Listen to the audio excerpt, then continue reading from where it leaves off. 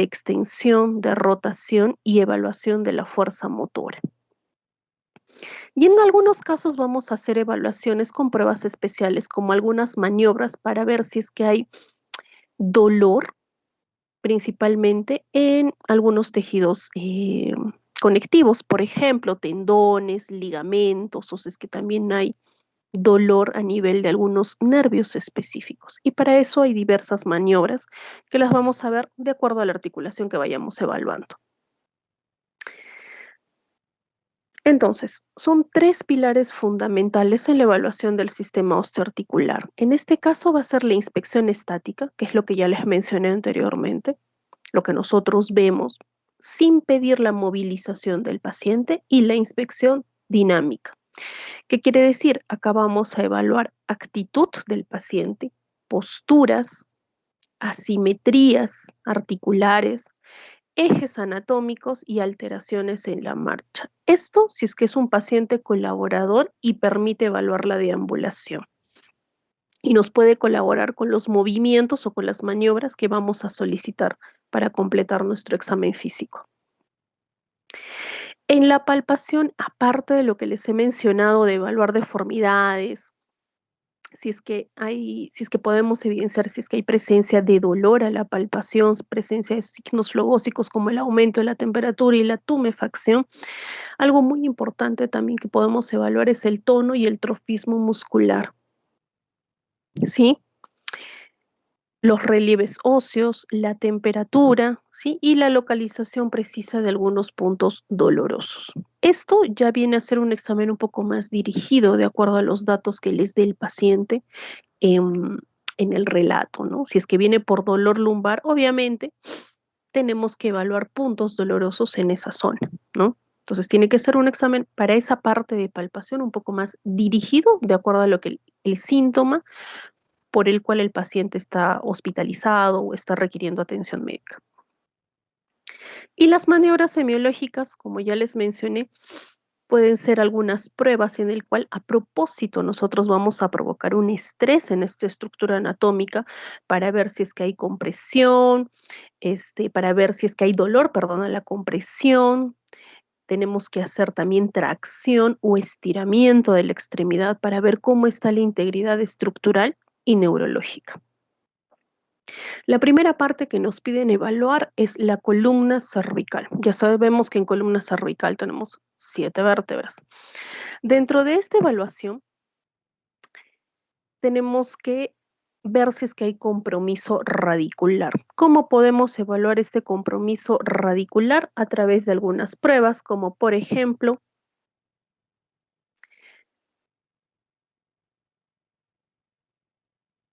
la prueba de Spurling, ¿sí? En este caso, ¿qué es lo que hacemos? Como vemos en la figura, tenemos que hacer una compresión.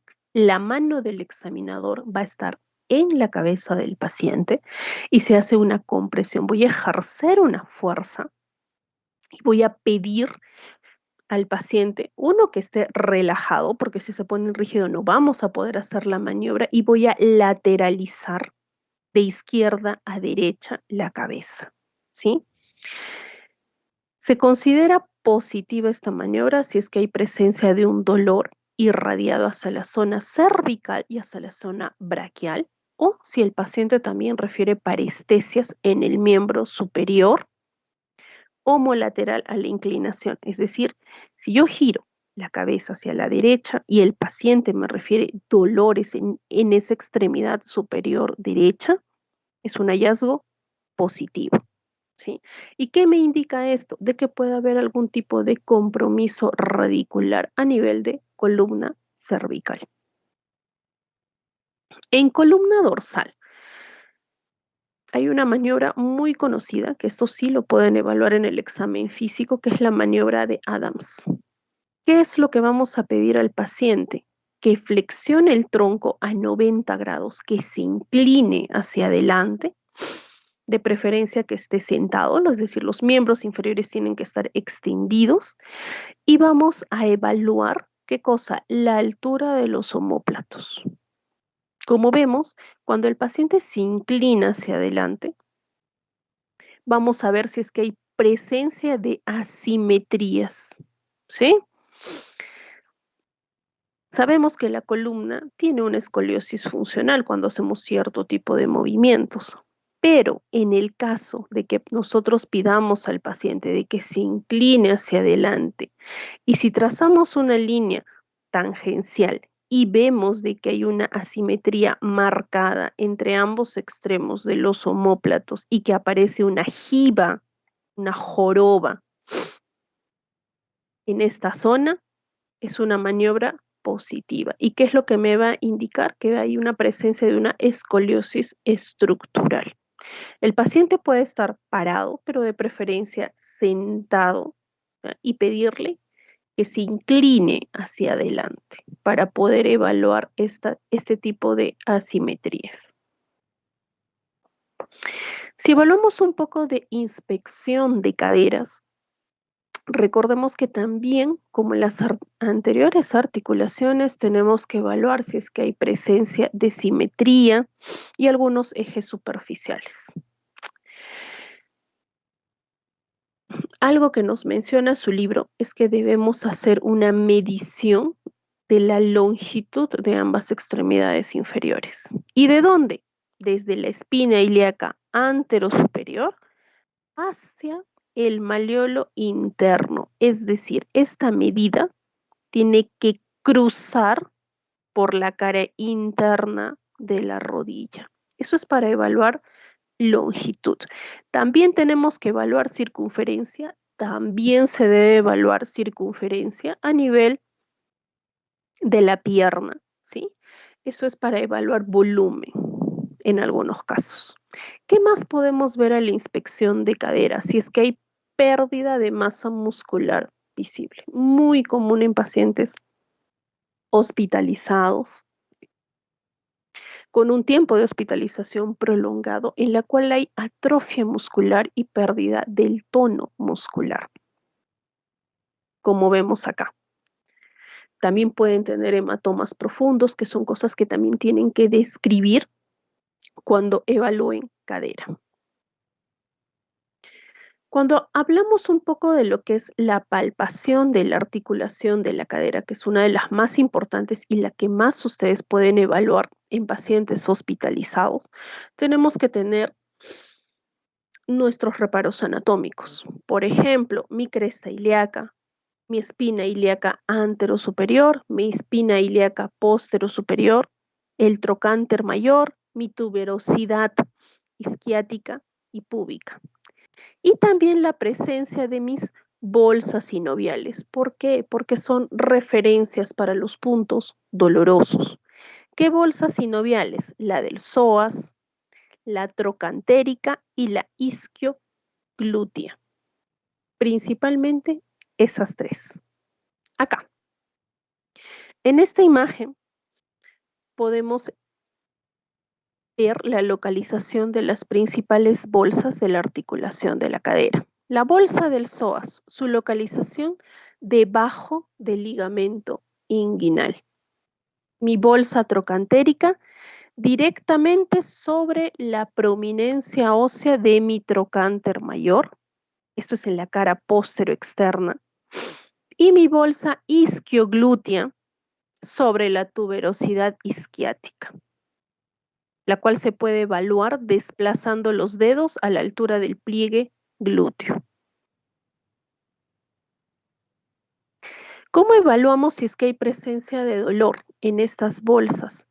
Nos va a permitir, uno, evaluar si es que hay inflamación. Si está inflamada, el término correcto es de que hay una bursitis. ¿Y qué es lo que hacemos? Compresión directa sobre estas estructuras, ¿sí?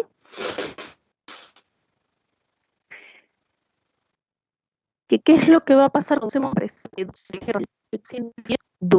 ¿Es una palpación superficial? No, tiene que ser una palpación profunda y el paciente les va a decir de que va a presentar un dolor intenso, súbito y localizado específicamente en la zona donde está este reparo anatómico.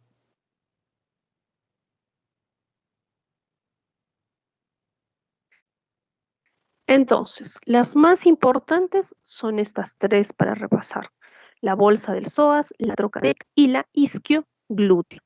De estas, la trocantérica, que es la más, digamos, que la más encontrar, generalmente está asociada a espasmos musculares, y la isglútea, pacientes postrados.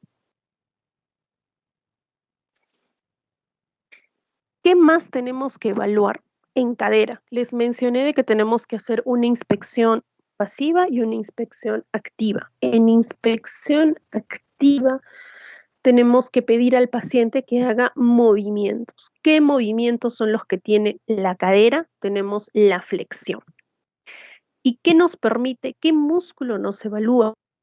Es la flexión, el iliopsoas. Otro movimiento, la extensión. Bajar la pierna a un lado de la camilla. ¿Cómo es esto? Pedimos al paciente que, si es colaborador, obviamente, que esté en decúbito dorsal, lo más cercano al extremo de la camilla, y se le pide que pueda bajar la pierna a un lado de la camilla para evaluar la extensión. ¿Qué músculo es el que permite extensión de cadera? Glúteo mayor. Abducción. En este caso, el paciente tiene que estar parado, de preferencia, y se le pide alejar la pierna de la línea media. ¿Qué músculos son los que se encargan de hacer este movimiento? Glúteo medio y glúteo menor. Aducción, lo contrario al anterior. Se le pide al paciente aproximar la pierna, ¿sí?, hacia la línea media de la otra extremidad, cruzándola, ¿sí? ¿Qué músculo es el que permite la aducción? Los aductores, el pectíneo y el grácil. Y estos dos movimientos, que son rotación externa y rotación interna. Cuando nosotros evaluemos este tipo de movimientos y hay dolor, ojo, que es el dolor que les refiera un paciente al ejecutar estos movimientos de rotación interna y externa de la cadera, indican una patología intraarticular severa de cadera. Por ejemplo, artritis o artrosis de cadera. ¿Qué músculo se encarga de hacer la rotación externa? Obturadores y los gemelos. Y la rotación interna, el iliopsoas. Entonces, estos son los 4 primeros son para evaluar un poco lo que es movilidad, rangos articulares.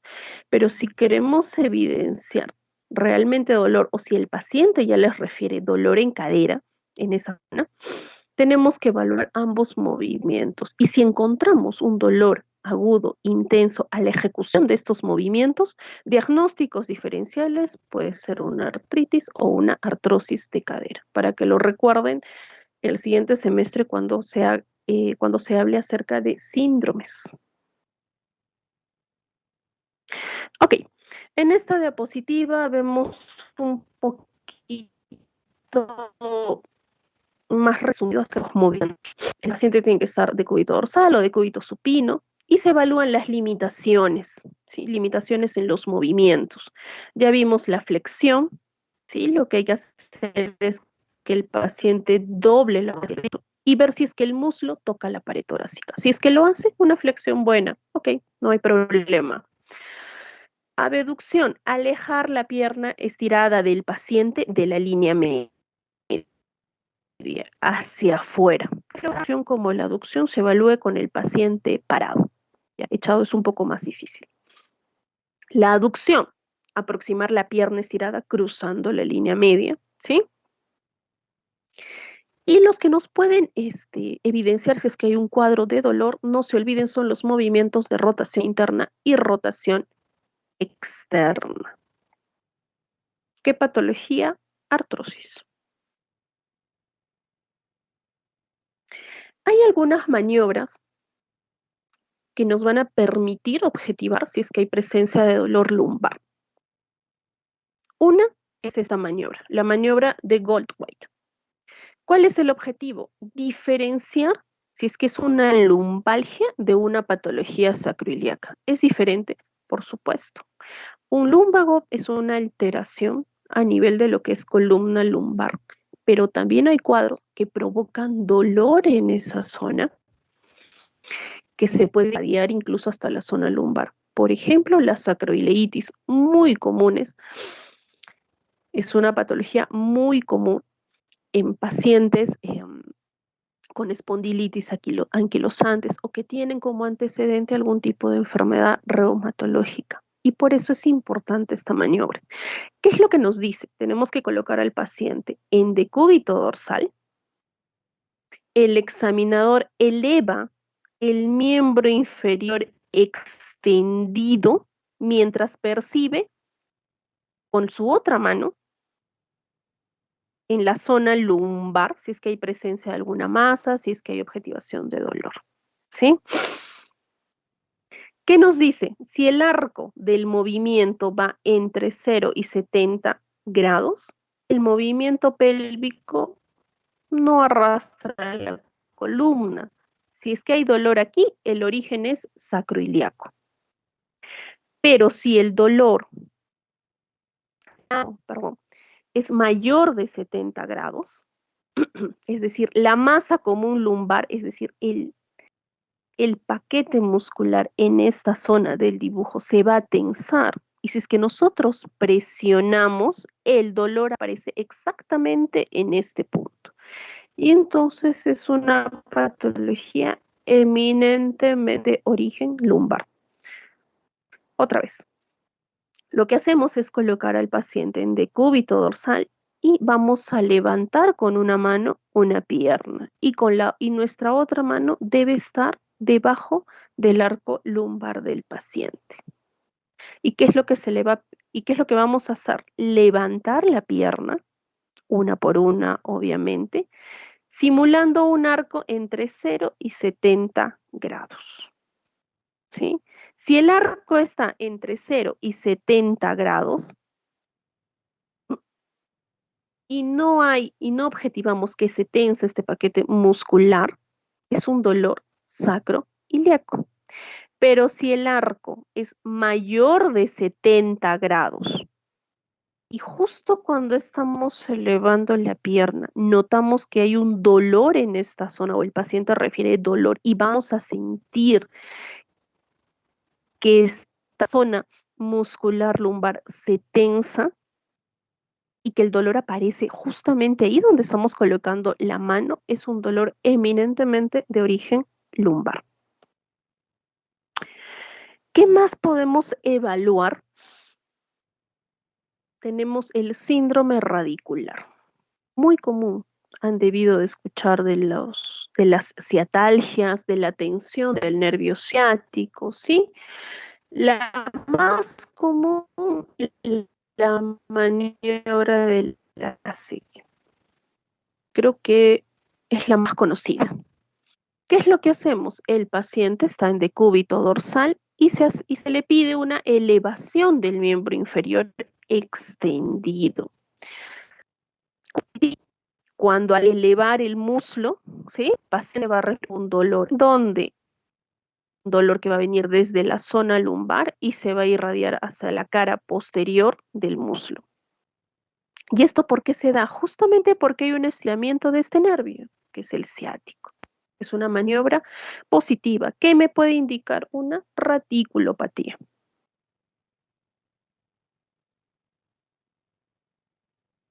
Otra maniobra, la maniobra de Ni. ¿Qué es lo que hacemos en esta maniobra? Uh-huh. Y hacemos una flexión activa de la columna cervical. Cuando le pedimos al paciente que flexione, que agache la cabeza, esta maniobra que va a traccionar la dura madre y las raíces nerviosas desde la zona cervical,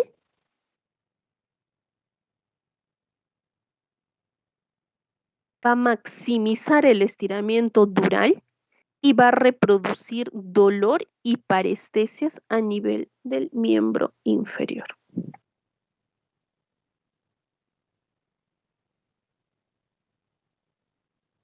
Articulación sacroiliaca, o también conocida como la bisagra pélvica. En este caso hay dos maniobras las que se pueden utilizar, la maniobra de Patrick o Faberé. ¿Qué es lo que se hace? El paciente tiene que estar en decúbito dorsal y el tobillo se va a apoyar sobre la rodilla contralateral. Es como que doblar a la piernecita, ¿sí? Se deprime la rodilla flexionada, hacemos una presión sobre esta rodilla que estamos flexionando en esta zona, mientras se fija la pelvis con la otra mano, ¿sí? Cuando decimos que esta maniobra es positiva, cuando hay dolor, generalmente ¿en qué zona? En la zona posterior. Y esto es positivo para una sacroileitis. Generalmente es una patología articular muy común, como les dije, en pacientes que tienen algún antecedente de una enfermedad reumatológica. En la evaluación de cadera hay algunas alertas o algunos signos de alarma que no podemos dejar pasar por alto. Por ejemplo, los indicadores de sacroileitis. Ya mencionamos qué maniobras son las que nos pueden ayudar para evidenciar que hay presencia de sacroileitis, ¿sí? ¿Qué más? ¿Qué otro tipo de alerta? La presencia de adenopatías. Muy común cuando estén evaluando articulaciones, cuando estén tratando de buscar sus anatómicos, si encuentran adenopatías inguinales, nos pueden indicar no solamente una infección activa en miembro inferior, ¿no? Algún tipo de patología oncológica también. Y hay que aprender a describirlas, así como han aprendido a describirlas cuando han evaluado región cervical. En el área inguinal es una zona, también siempre tratamos de buscar apatías en los pacientes con sospecha clínica de algún proceso oncológico. ¿Sí? Aparte de la región cervical axilar, en la siguiente zona en la cual se busca adenopatías es en el área inguinal. Y obviamente tampoco no podemos dejar pasar de lado la presencia de hernias inguinales, femorales, principalmente en esta zona. Esos son signos de alerta. Pasamos a otra articulación, en este caso es la rodilla, y acá se nos ha pedido hablar de algunas alteraciones del eje mecánico de la rodilla. Acá tenemos en la primera figura un eje normal, en la cual vemos en la que hay una alineación fisiológica. ¿Qué quiere decir? Acá la línea de carga pasa por el centro de las articulaciones, de la cadera, de la rodilla y del tobillo. Todo va en línea recta. Bueno, con la angulación normal que debe tener. Genuvalgo son las famosas rodillas en X. Vemos que hay una desviación del eje articular hacia la parte medial. Los malleolos se separan, mientras que acá las rodillas se ven como juntas, ¿sí? Y el genuvaru son las rodillas en paréntesis. Hay una desviación del eje articular hacia las partes laterales con una disminución severa del espacio intercondilio.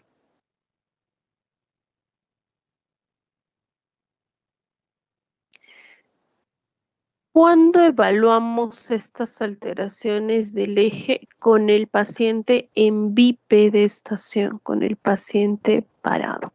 No lo van a evaluar con el paciente echado. Decirle al paciente que se pare para describir si es que es un eje normal, si es que tiene genuvalgo o si es que tiene genuvaro. ¿Qué más? Bueno, acá nuevamente un dibujito acerca de los ejes mecánicos y de la simetría. Genuvaro, piernas arqueadas, piernas en paréntesis. Acá las rodillas se separan. Este es el eje normal. Y en genuvalgo, no se olviden, es como una X. Las rodillas se tocan y los tobillos se separan excesivamente. ¿Qué más podemos evaluar a la inspección de rodilla?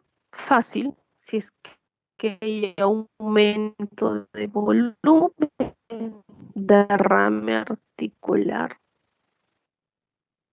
y si es que hay atrofia del cuádriceps, ¿sí? Generalmente en esta zona, ¿no? Pacientes sarcopénicos. Pasando a otra articulación, se me solicitó hablar un poco de lo que es la muñeca, que es otra de las articulaciones por la cual acuden los pacientes a consulta. En este caso tenemos que evaluar cómo es la postura de la muñeca, ¿ya? Si es que tiene el paciente una postura antálgica, es decir, si es que está la mano ligeramente flexionada, ¿qué nos puede indicar? O nos puede orientar si es que hay presencia de grados de dolor. Y algunos signos dérmicos que nos puedan indicar sinovitis, por ejemplo, las dermatomiositis. Su signo patognomónico, las pápulas de Gotham, que son induraciones justo a nivel de estas articulaciones interfalángicas, ¿sí? Y acá vemos la sinovitis, en la cual hay un eritema que es más generalizado, no es como las pápulas de Gotham que está más localizado, y hay un aumento de volumen, ¿sí? Diferencia entre dermatobiositis, que son las pápulas de Gotham, y las sinovitis. No se olviden siempre de hacer evaluación comparativa de ambas manos. ¿Qué más podemos ver en manos? Si es que hay presencia de deformidades articulares, por ejemplo, en artritis reumatoide, ¿qué es lo más común? Los dedos en cuello de cisne, como vemos en la primera foto. ¿Qué es lo que hay? Hay una hiperextensión de la interfalángica proximal y una flexión de la interfalángica distal. Entonces, le da esa curvatura tan sui generis de los pacientes que tienen artritis reumatoide. La ubicación anatómica, las metacarpofalángicas y las interfalángicas. Artrosis. Miren la diferencia de artritis reumatoide con artrosis. Muchas veces ustedes ven esto, la segunda foto, y me ponen que es artritis, ¿no? Entonces, observen bien las diferencias. ¿Cómo son los dedos o la mano de un paciente con una artritis reumatoide y con una artrosis? Con una artrosis hay un engrosamiento óseo duro. Hay presencia de dos lesiones, los nódulos de Heberden y los nódulos de Bouchard. Ubicación anatómica, las interfalángicas distales y las interfalángicas proximales. Si acá yo veo presencia de nódulos en la interfalángica distal, nódulos de Heberden. Y si yo veo presencia de nódulos en la interfalángica proximal, nódulos de Bouchard. Pregunta de examen.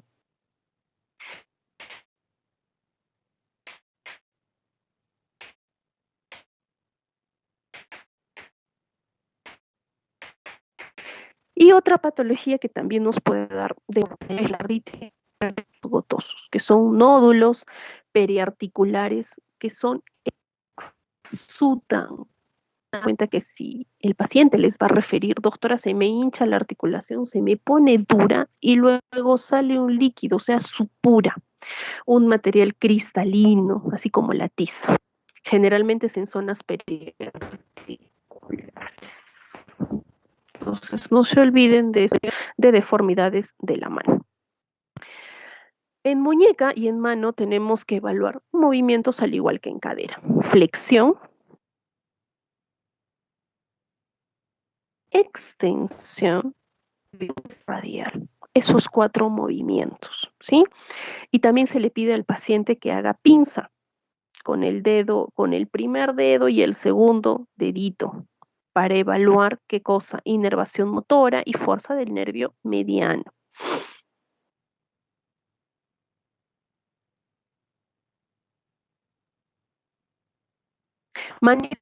Sinovitis de Kervain es la que utilizamos acá, el signo de Finkelstein. ¿Qué es lo que hacemos?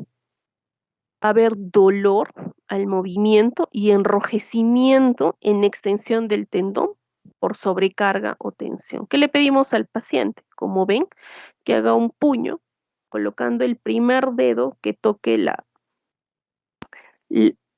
palma de la mano y los otros 4 dedos encima. Para evaluar síndrome del túnel carpiano, muy común en pacientes que hacen trabajo de oficina, ¿qué es lo que pedimos? Le pedimos la prueba de Fallen. Los ambos dorsos de la mano, como ven aquí en la figura, deben de juntarse, ¿sí? Aproximadamente por 1 minuto. Y si el paciente luego de 1 minuto les refiere hormigueo o parestesias, positivo. ¿Para qué nervio? Nervio mediano. ¿Qué es lo que pasa con el nervio mediano? Sufre una compresión a nivel de la muñeca, por lo cual el paciente les va a referir entumecimiento y dolor. Y otra prueba para evaluar síndrome de túnel carpiano es la prueba de Tinel, en la que hacemos una percusión sobre el ligamento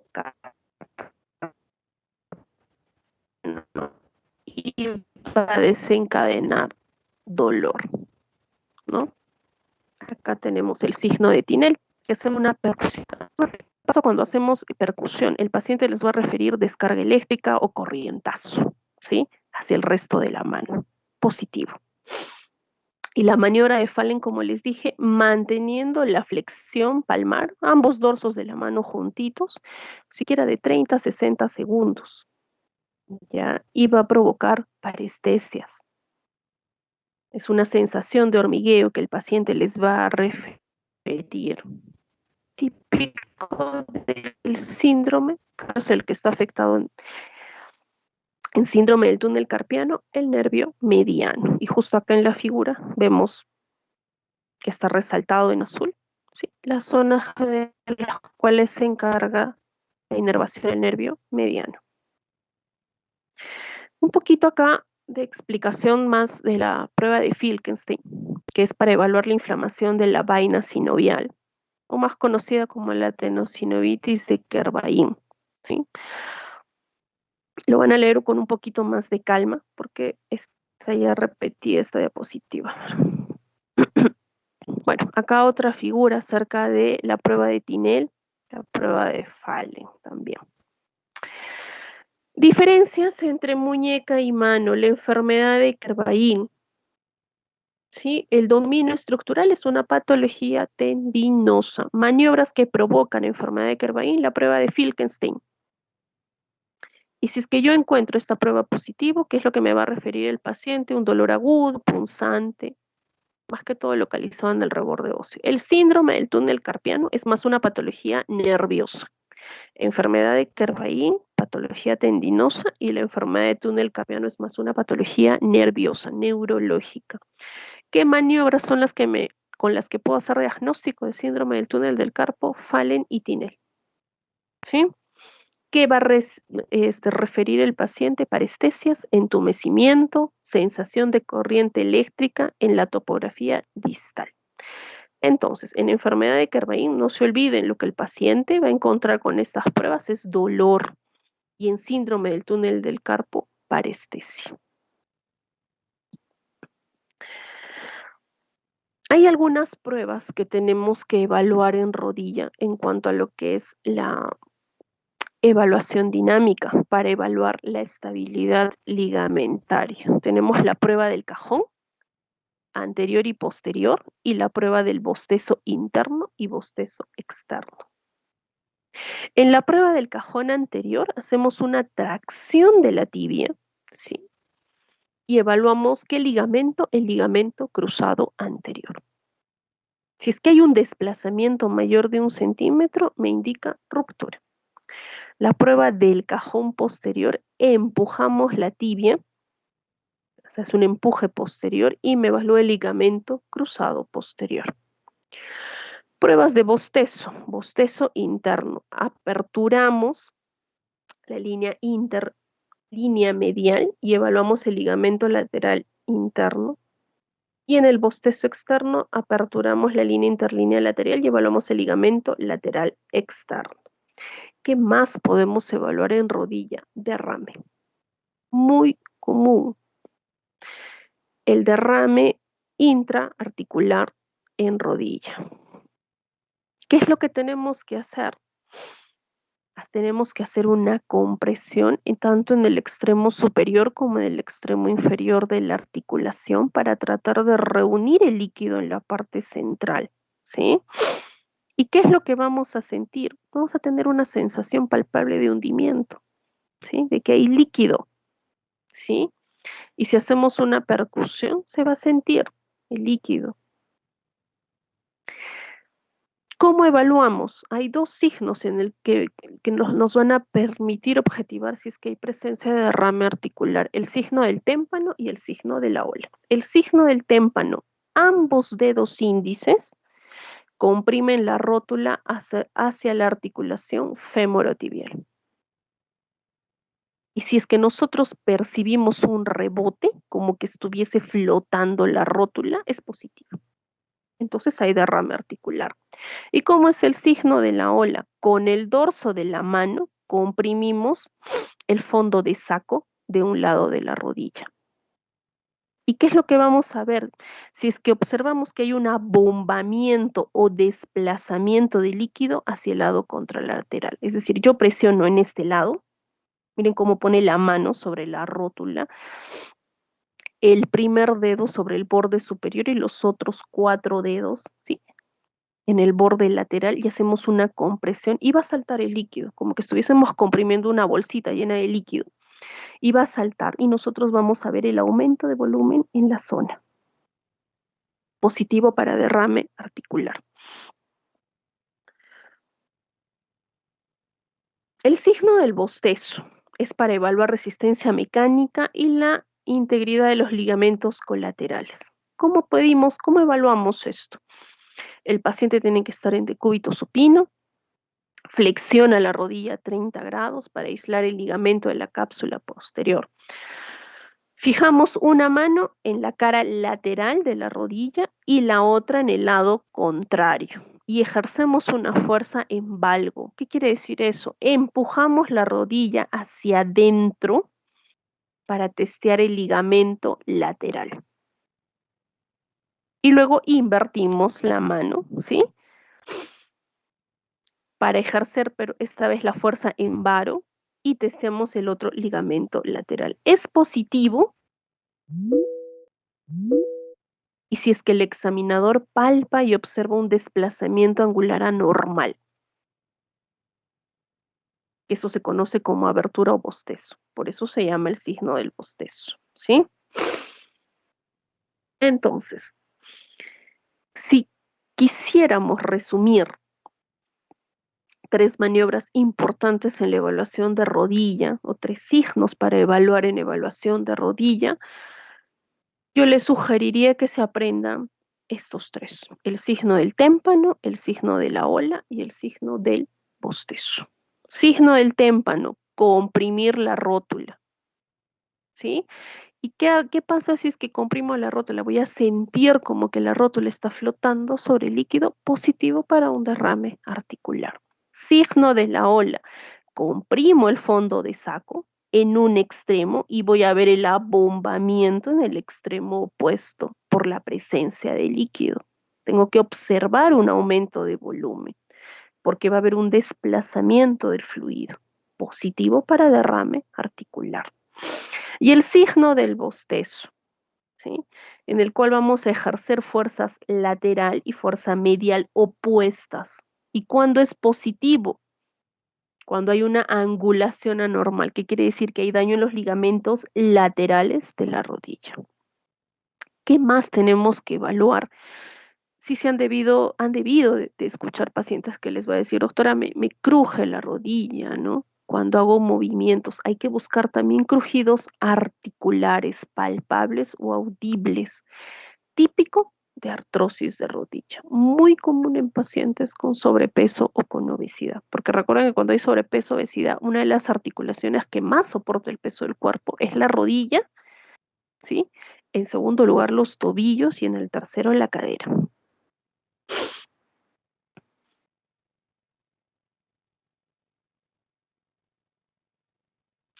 Otra maniobra Ya pasando un poco ya lo que es ligamentos cruzados anterior, es el test del cajón, ¿sí? ¿Qué es lo que pedimos? El paciente tiene que estar en decúbito supino, la cadera en flexión y la rodilla flexionada a 90 grados y el pie apoyado firmemente sobre la camilla. ¿Qué es lo que hacemos?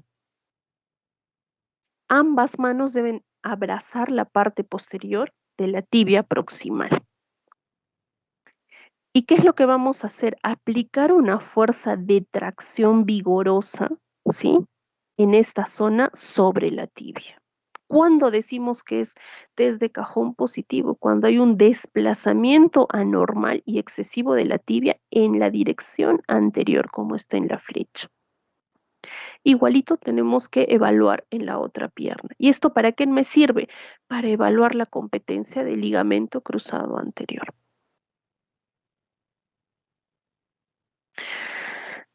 Test de Thompson. ¿Para qué me sirve? Para evaluar la integridad del tendón de Aquiles.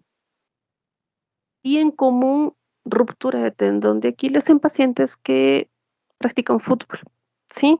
El paciente tiene que estar en decúbito prono, con los pies colgando fuera del borde de la camilla, como ven acá en la figura, y vamos a colocar una mano sobre los músculos gemelos, ¿sí?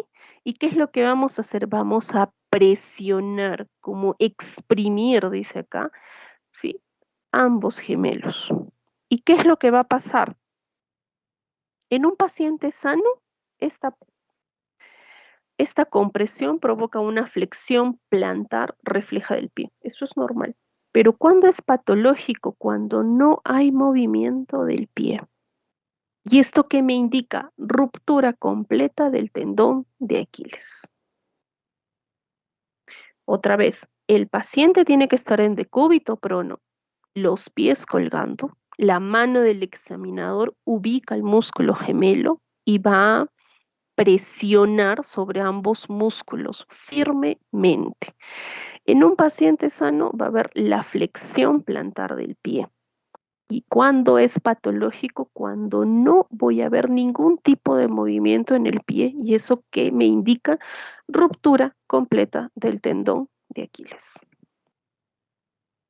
Una prueba muy común es el signo de Homans, que es para evaluar si es que hay presencia de trombosis venosa profunda. ¿A qué se refiere? Tenemos que elevar la pierna del paciente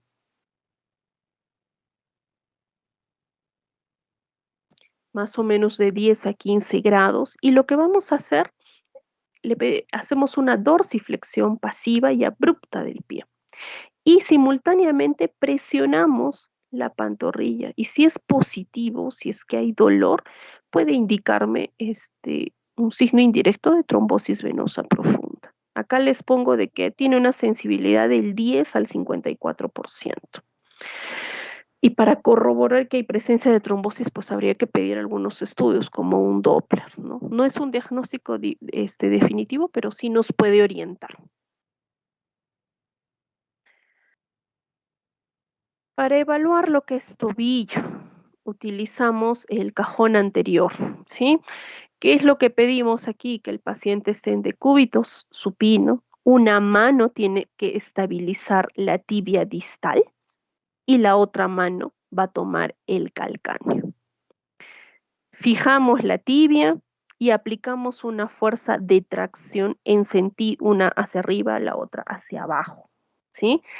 Y si es que hay un excesivo desplazamiento de la zona tibio-peronea, entonces es positivo. Y eso me va a indicar qué cosa, una inestabilidad articular, común en esguinces de tobillo. En cuanto a articulación del pie, tenemos que evaluar zonas de dolor. Tenemos pacientes que vienen muchas veces por referir dolor en planta del pie. Si el paciente nos refiere dolor en la parte posterior o calcánea del pie, típico de fascitis plantar. Otra causa de dolor en esa zona es polones calcáneos. ¿Qué más me puede dar dolor aquí? Tendinitis. ¿Qué tendón es el que se inserta en esta zona posterior? El tendón de Aquiles. También puede ser epifisitis plantar. Generalmente en pacientes en crecimiento, los niños, ¿sí? Cuando están ingresando a etapa de adolescencia, refieren dolores articulares. Y una zona muy común es la zona posterior del pie. Si es que es en esta zona, en las articulaciones metatarsofalángicas, generalmente, si es, eh, ocupa el primer dedo, no se olviden de hacer descarte de artritis gotosa, porque a la gota le encanta afectar esta articulación, ¿sí? O si es que notamos también cambios degenerativos severos en esta región. En cuanto a lo que es el pie, se evalúan los tipos de pie: pie plano, pie cabo, pie equino y pie talus. Pie plano, hundimiento de la bóveda plantar. Hay un contacto total de todo el pie con la superficie de apoyo.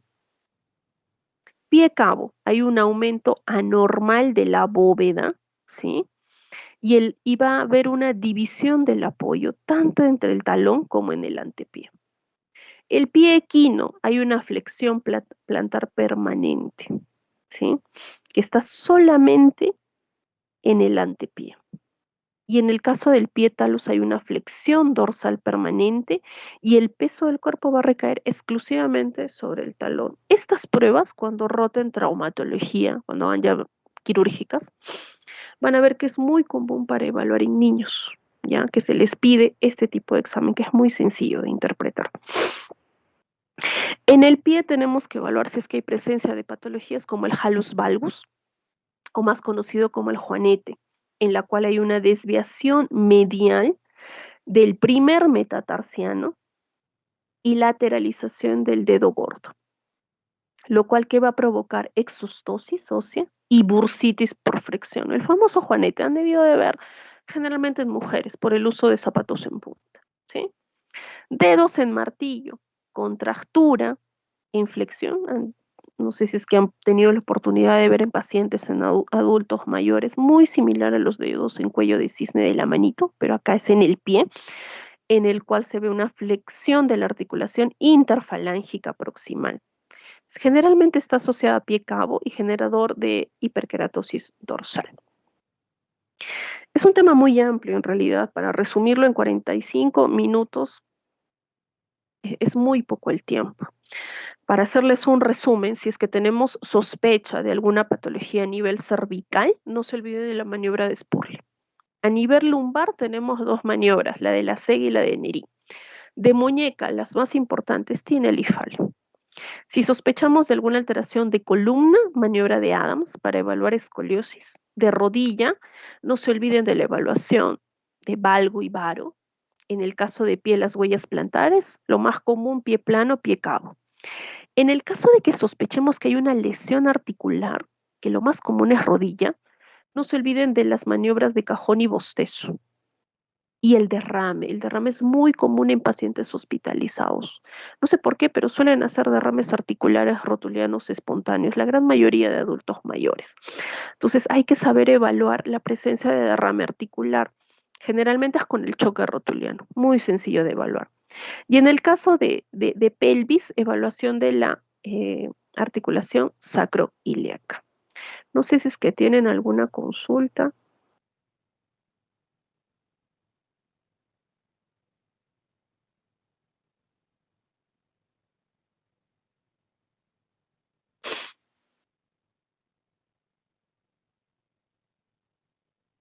¿No? Ok, chicos, eso sería todo. Gracias. Que tengan un buen día.